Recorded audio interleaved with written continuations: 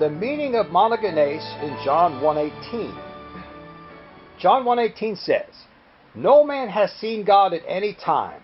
The only begotten Son." Only begotten is translated from monogenes and huios, Son. "Who is in the bosom of the Father, he has declared him." I already proved in my article and video, Only Begotten Son or Only Begotten God, that the earliest Christians cited John 1:18 as Monogenes huios, meaning Only Begotten Son, well before the later Alexandrian manuscripts appeared as Monogenes theos, which would mean Only Begotten God, which is unscriptural. The majority of extant Greek manuscripts throughout the known world read Monogenes huios rather than Monogenes theos. Furthermore, it is highly unlikely that the Apostle John would write Only Begotten God when elsewhere in his writings he always wrote the Only Begotten Son, Monogenes huios. John 3:16, John 3:18, and 1 John 4:9 all say Only Begotten Son, not Only Begotten God.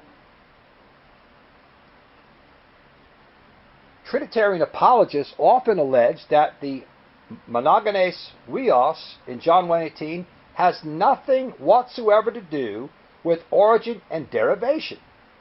Thus, according to Trinitarian author Edward Dalcour, Monogenes huios simply means one and only Son, unique Son, or one-of-a-kind Son, which lacks any notion of origin or beginning. This is what Trinitarian author and apologist Edward Dalcour actually wrote in his book, A Distinctive Look at Oneness Theology, page 148. Therefore, Edward Dalcour claims, and he claims this, and I quote, "Contextual evidence shows that the term does not carry the idea of beget, to give birth, or origin, etc., as oneness teachers claim." Oh, really?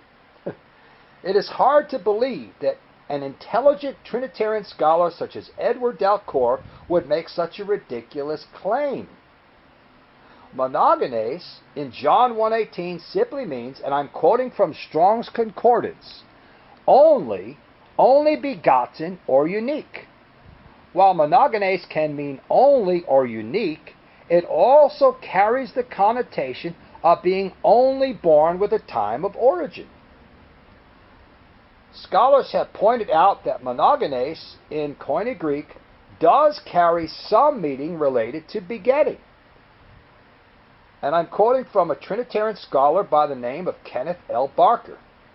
Alternatively, in favor that the word monogenes does carry some meaning related to begetting, is the etymological origin of mono, only, and genes, born or begotten.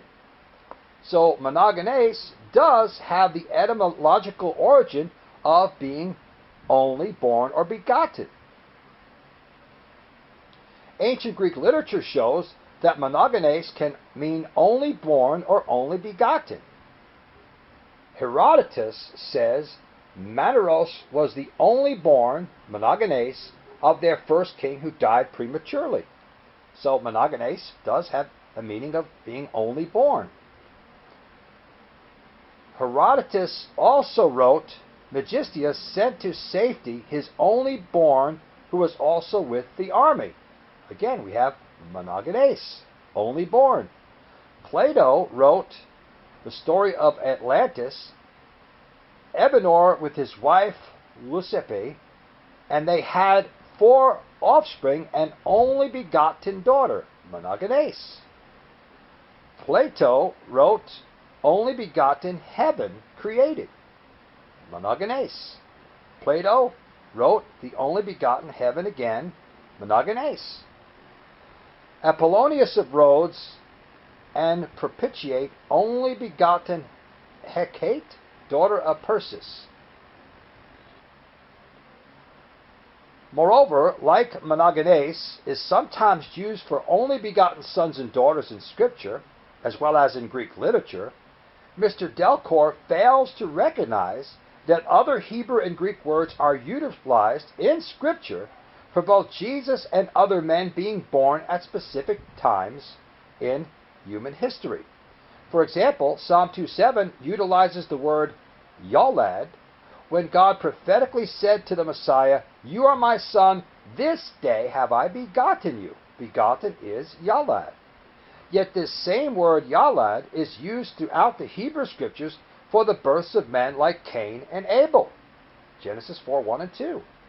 Therefore, the use of Monogenes in John 1:18 does not support the Trinitarian idea of an alleged timeless son with no begetting in time, as there is no biblical precedent anywhere else in sacred Scripture.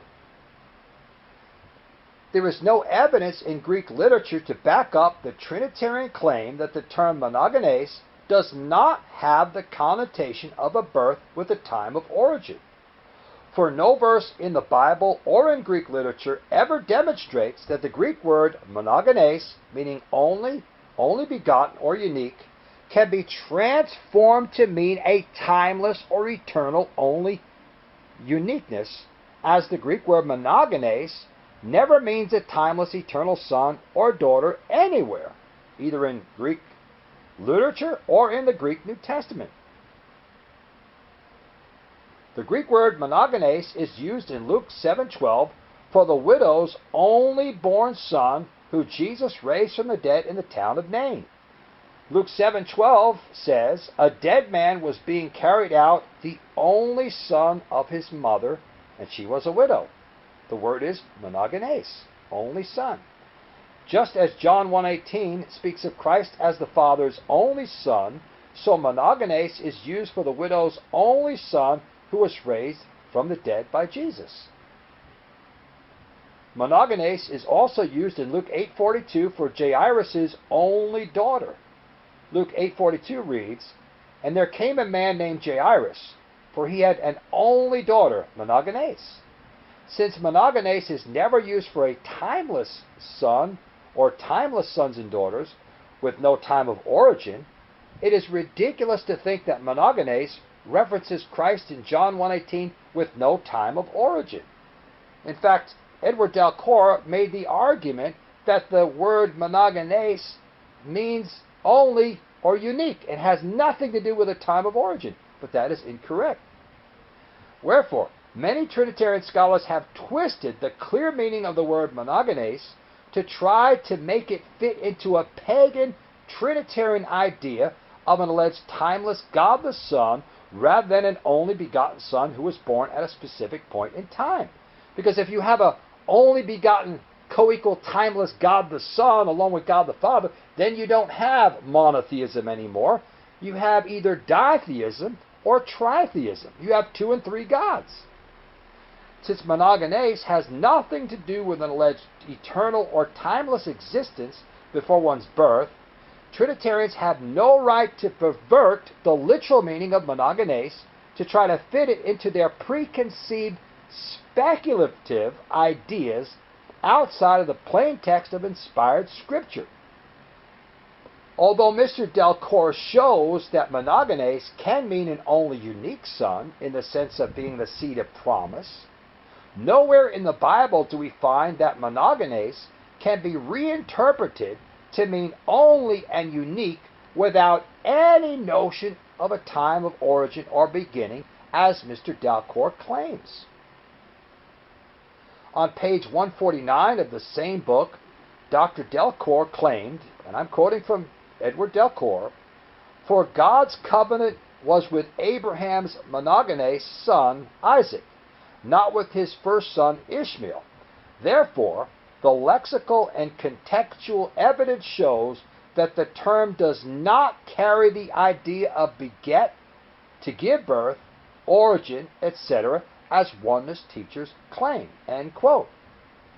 Yet Mr. Delcourt fails to notice that Abraham's son Isaac was indeed a begotten son with an actual time of origin.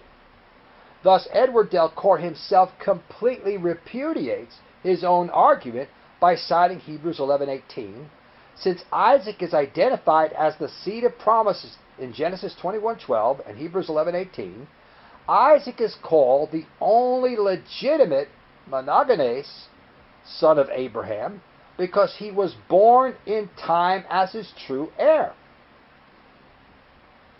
Therefore, the evidence of Scripture and Greek literature proves that the linguistic definition of the word monogenes must be understood as an only or a unique son or daughter with a real birth that points to a time of origin.